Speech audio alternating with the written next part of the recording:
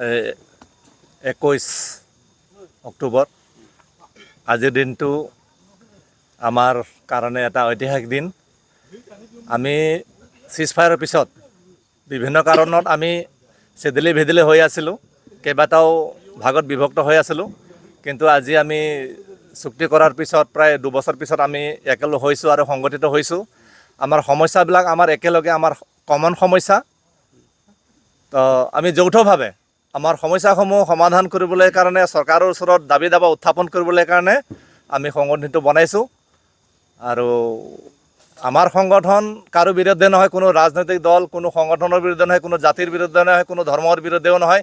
আমাৰ সমস্যা আছে, আমাৰ সমস্যা সমাধানৰ উদ্দেশ্যে আমি সংগঠিত হৈছোঁ। আমি যিহেতু এটা বিপ্লৱী সংগঠন আছিলোঁ, সিদিনালৈকে যোৱাকালিলৈকে আমি একেলগে আছিলোঁ, কিন্তু মাজতে আমি বিভক্ত হৈছিলোঁ, কিন্তু আমাৰ অন্তৰে কৈছিলে যে আমি কেতিয়া একত্ৰিত হ'ব পাৰিম, কেতিয়া সংগঠিত হ'ব পাৰিম, সেইটোৰ অপেক্ষাত আছিলোঁ আমি। আজি আমি নথৈ সুখী নথৈ আনন্দিত হৈছোঁ। আমি সকলোৱে মানে প্ৰাক্তন NDFBৰ যিমান সদস্য আছে আমি কেন্দ্ৰীয় কমিটি হিচাপে আজি গঠন কৰি লৈছোঁ। তাৰপিছত আমি জিলা সমিতিসমূহ আমি সম্প্ৰসাৰণ কৰিবলৈ গৈ আছোঁ। বৰ্তমানৰ চৰকাৰ যে আপোনালোকৰ সমস্যা এইটো কাম কৰিব বুলি কৈ আছে, এইটো কিমান কাম কৰি আছে? আমাৰ বৰ্তমানৰ চৰকাৰ, আমি চৰকাৰ ক'বলৈ গ'লে বিটিআৰ চৰকাৰটো অসম চৰকাৰৰ অধীনতে হয়, ভাৰত চৰকাৰৰ অধীনতে হয়। কিন্তু চৰকাৰৰ যিটো মানে হয়তো সিহঁতৰ কিছুমান কিবা থাকিব পাৰে, প্ৰট'কল থাকিব পাৰে, সেইমতে সিহঁতে যিমানখিনি আগবাঢ়িব লাগিছিলে সিমানখিনি আমি আগবঢ়া দেখা নাই। গতিকে চৰকাৰৰ আমাৰ যিহেতু সমস্যা, আমি চৰকাৰক মাজে মাজে সোঁৱৰাই দিব লাগিব যে আমাৰ এইটো হৈছে, আমাক এইটো লাগে সেইটো লাগে, কাৰণ আমাৰ সমস্যা বহুত আছে। আজিলৈকে আমাৰ বহুতো ল'ৰাই মানে যিটো নেকি পাবলগীয়া এছ গ্ৰেচিয়া হওক বা মাৰ্টিয়াছবিলাকৰ যিটো নেকি শ্বহীদ পৰিয়ালবিলাকৰ যিটো 5 লাখকৈ দিয়াৰ কথা আছিলে, সেইবিলাক হয়তো 2-4জনে পাইছে, বাকী তেনেকুৱা ধৰণৰ পোৱা নাই। তাৰ সমস্যা বহুত আছে। আৰু আমাৰ চাকৰি বাকৰিৰ কথা আছে, আমাৰ চুক্তিতে আছে যে মানে পাৰামিলিটাৰী ফ'ৰ্চ, ৰেলৱে, বেটেলিয়ন যিবিলাকৰ উপযুক্ত বয়স আছে, এডুকেশ্যন কোৱালিফিকেশ্যন আছে, সেইখিনিক ইচ্ছা কৰিলে চৰকাৰে নিযুক্তি দিব পাৰে। কিন্তু সেইবিলাক কাম আজিলৈকে আমাৰ হোৱা নাই। এনে নামকে আছে কিবা ডেমো অলপ হেৰি কৰি থৈছে, কিন্তু নিযুক্তিটো আজিলৈকে আমাৰ কোনো ল'ৰাই পোৱা নাই। তো সেইবিলাক আমাৰ সমস্যা আছে। তো সেইকাৰণে আমি আজি সংগঠিত হৈছোঁ। আৰু আগলৈ আমাৰ যিটো সংগ্ৰাম, আমি সংগ্ৰাম বুলিয়ে ক'ব লাগিব। আমি শান্তিপূৰ্ণভাৱে, গণতান্ত্ৰিক শান্তিপূৰ্ণভাৱে প্ৰয়োজন সাপেক্ষে আমাৰ সমস্যা, আমাৰ দাবী দাবা আমি উত্থাপন কৰিবলৈ কাৰণে ক'ব লাগিব। আমি শান্তিপূৰ্ণভাৱে, গণতান্ত্ৰিক শান্তিপূৰ্ণভাৱে প্ৰয়োজন সাপেক্ষে আমাৰ সমস্যা, আমাৰ দাবী দাবা আমি উত্থাপন কৰিবলৈ কাৰণে আমি আগুৱাই যাম। আপোনালোকৰ সংগঠনৰ নাম কি দিছে? আমাৰ সংগঠনটোৰ নাম হ'ল ইউনাইটেড ফ'ৰাম অফ ex-NDFB বুলি আমি সংগঠনৰ নামটো দিছোঁ। আমি বড়ো ৰাইজক এইটো ইনফৰমেশ্যন দিব বিচাৰিছোঁ যে আমি ex-NDFB হিচাপে আমি আজিৰ তাৰিখত আমি সংগঠিত হ'লোঁ, আমি ইউনাইট হ'লোঁ, আৰু ৰাইজক সজাগ হওক আগলৈ আগবাঢ়ি যাবলৈ কাৰণে। ধন্যবাদ। জয় বৰহাৰিণী।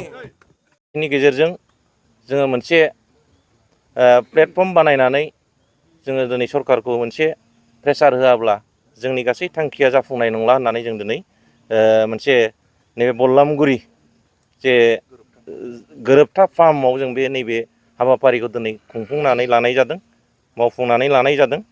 आरो मिडियानि गेजेरजों जों बेखौनो फोसावहरनो लुबैदों जे जोंनि जे नैबे इउनाइटेड फ'राम अफ ex-NDFB जे जों बानायदों बेहाय प्लेटफर्म, बे दिनै रावनिबो दिनै एगेन्स्टआव जोङो दिनै थांनाय नङा।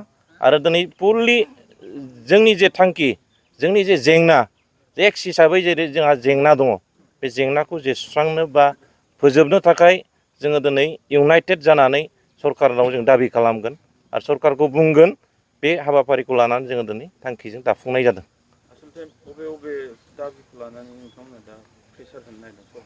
बेवहाय जोङो दिनै जोंहा जे एकर्ड मथे जोंनाव दिनै रिहेबिलिटेसननि खोथा थाबाय। दिनै बेखौ प्रपारलि जों मोनफुंनो हायाखै। आरो मोनसेया जाहैबाय जोंहा केसनि खोथा थाबाय।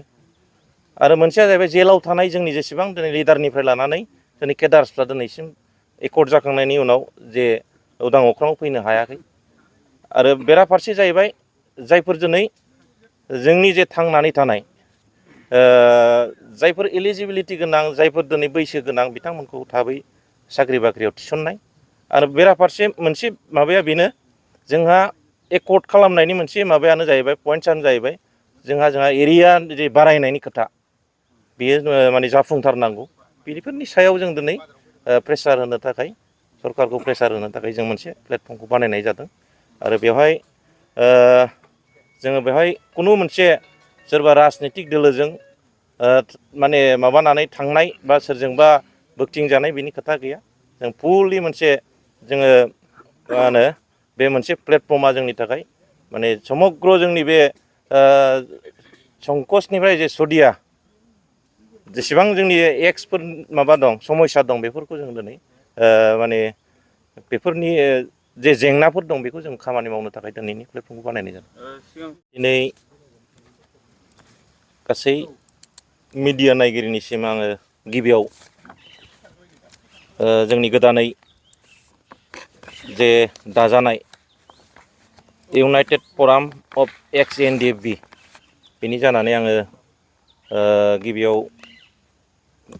साबायखर बावहरग्रोनाय थाबाय दा जोंहा बाहायनो बाहागो लानो हादों जोंनि गोदानै सायख'जानाय जोंहा प्रेसिडेन्ट सिला बसुमतारी बिथां आरो बाहाय सारियावनो जोंहा गोदानै जोङो दिनै गायसननानै लानो हानाय भाइस प्रेसिडेन्ट जोंहा बाहाय साब्रै दङ जायख्लं बसुमतारी फारियै गथाल गोरोबथा राभा आरो जोंहा नुजासोरां नायस्रां औवारि आरो बेवहायनो जोंहा बाहागो लानो हाबावदों गोदानै जोंहा जेनेरेल सेक्रेटारि जोङो सायख'नानै लानो हादों जोंहा दानसोरां नार्जारी बिथां आरो बाहाय गासै जोंनि गोदानै जे बिबान लानाय दैदेनगिरिफ्रा बाहागो लानो हादों गिबियाव आं बयनिसिमबो साबायखर जासिदों दिनै जोङो गोबाव बोसोर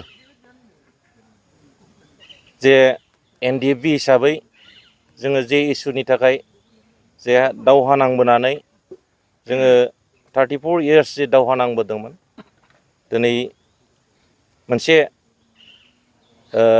गोरोबथायाव फैखांनायनि उनाव जोंनि जे आफाद हिसाबै जोङो आलादा आलादा मोनसे थांखिजों थांबाय थादोंमोन एक्स NDFB हिसाबै दा बेवहाय फेक्सन हिसाबै जोंहा जे गावबा गाव खामानिखौ जे मावलांबाय थादोंमोन दिनै जोङो जोंनि जे एकर्डआव जे थानाय जेफोर क्ल'जआव जे लिरजानाय बे क्ल'जआव लिरजानाय जे पइन्टसफोरखौ जोङो दिनै मावफुंनो थाखाय प्रेसार होनो थाखाय सरकारखौ प्रेसार होनो थाखाय जोङो दिनै आलादा आलादायै थांनानै जेबो जानाय नंला जोङो जै खौसेथिनि गेजेरजों जोङो मोनसे प्लेटफर्म बानायनानै जोङो दिनै सरकारखौ मोनसे प्रेसार होआब्ला जोंनि गासै थांखिया जाफुंनाय नंला होननानै जों दिनै मोनसे नैबे बल्लामगुरि जे गोरोबथा फार्माव जों बे नैबे हाबाफारिखौ दिनै खुंफुंनानै लानाय जादों मावफुंनानै लानाय जादों आरो मिडियानि गेजेरजों जों बेखौनो फोसावहरनो लुबैदों जे जोंनि जे नैबे इउनाइटेड